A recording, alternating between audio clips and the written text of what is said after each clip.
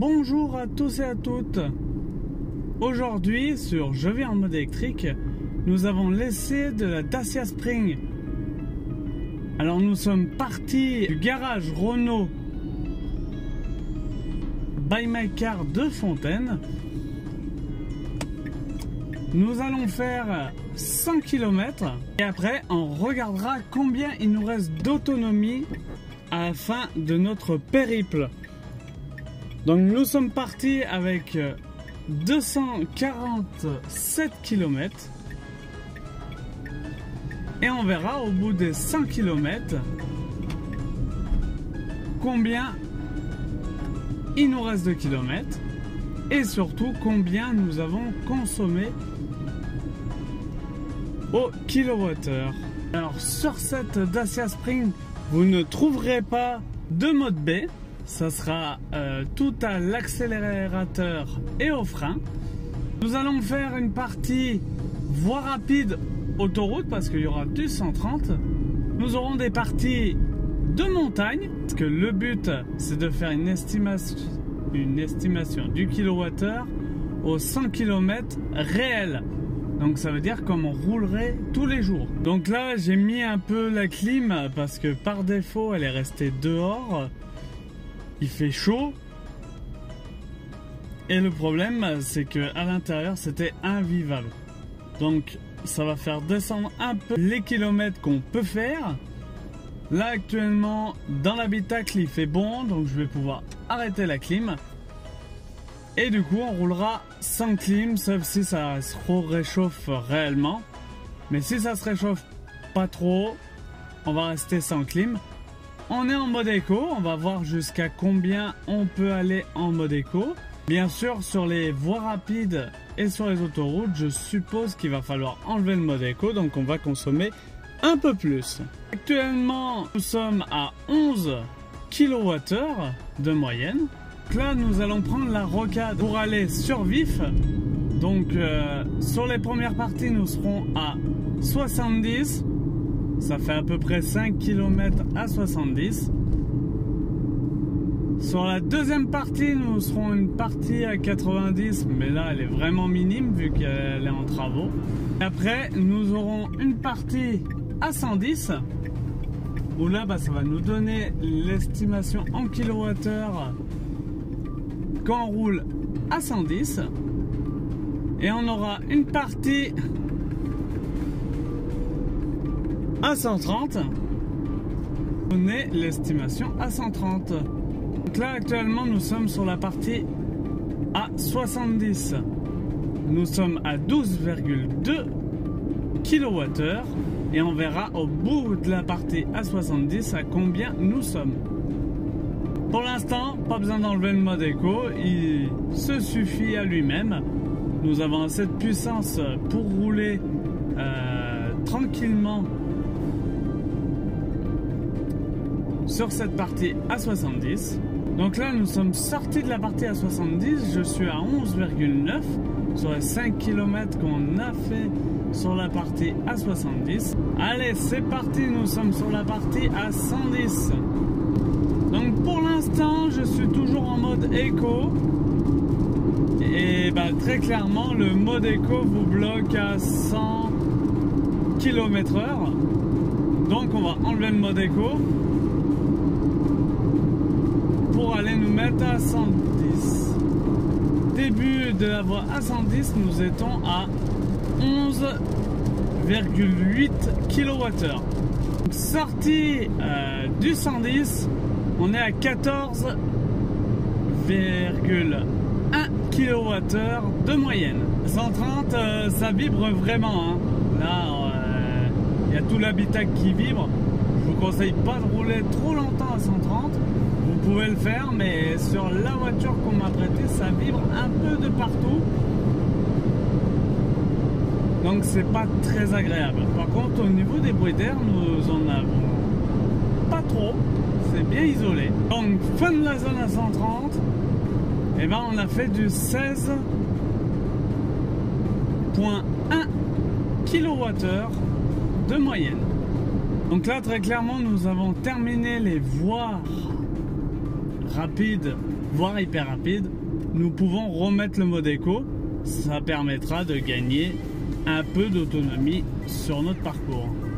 Donc bien ralentir à l'avance parce que vu que vous n'avez pas de mode B, vous risquez de ne pas pouvoir vous arrêter là où vous avez pensé.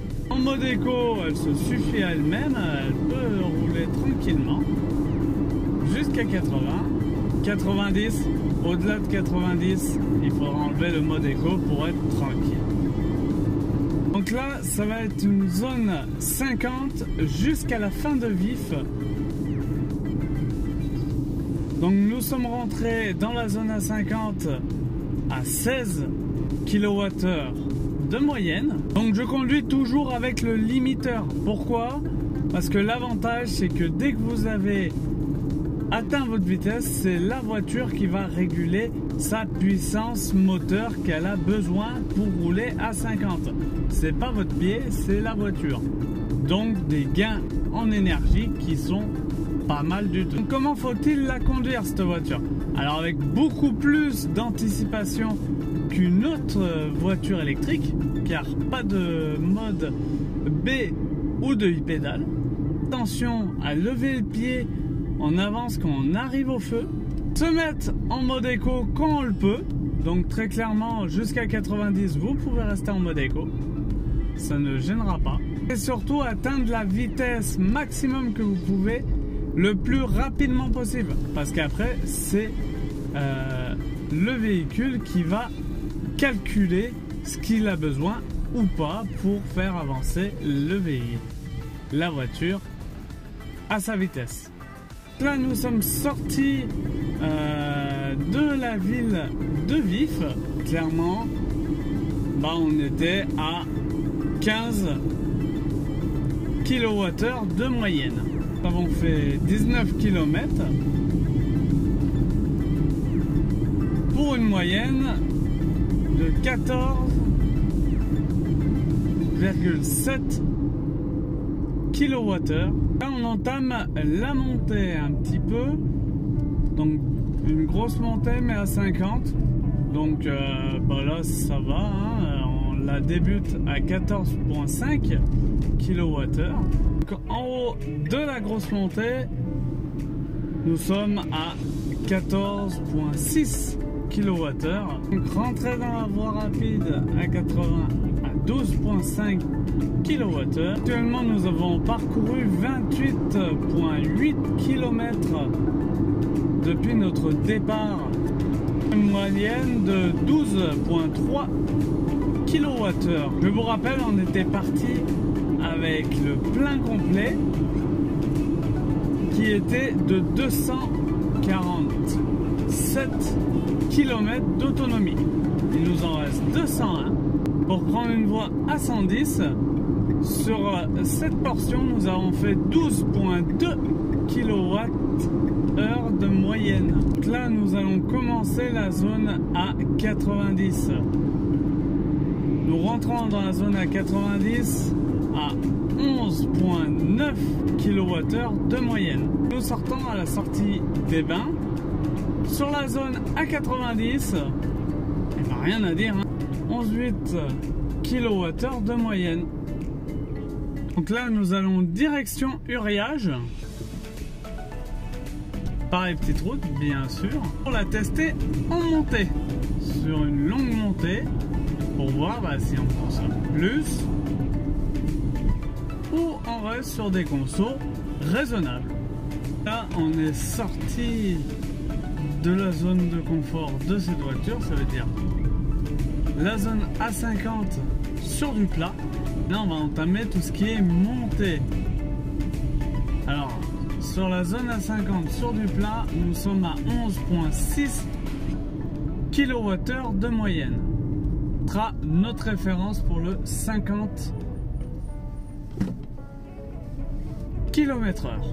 Donc sur la montée, nous commençons à 11,5 kWh de moyenne. Nous allons faire demi-tour à Uriage Nous sommes arrivés en haut de la montée, nous faisons demi-tour. Donc en haut de la montée, nous sommes à 12,5 kWh de moyenne. Nous sommes arrivés à enfin la moitié de notre périple.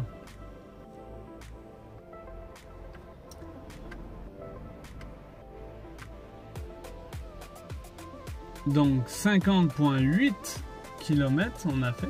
Et là maintenant l'idée c'est de redescendre et voir la régénération de ce véhicule pour voir si justement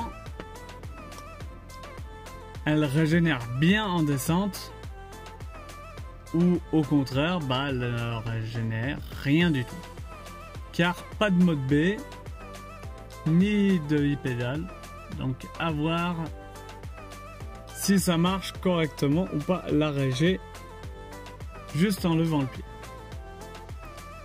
Donc c'est reparti, les références c'est 12,5 en haut et on va voir en bas de la descente. Voilà, là nous sommes à la fin de la descente du rayage.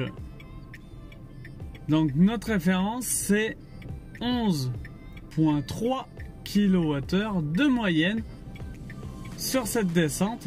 Donc elle a plutôt pas mal régénéré la batterie. C'est pas folichon non plus,